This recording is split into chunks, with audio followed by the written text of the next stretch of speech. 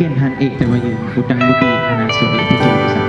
Terima kasih banyak ilmunya Ustaz, luar biasa. Semoga dengan apa yang Ustaz sampaikan menjadi bekal bagi kami semuanya, dan semoga ilmu Ustaz berkah, dapat menginspirasi orang banyak dan dapat kami aplikasikan dalam kehidupan kami sehari-hari.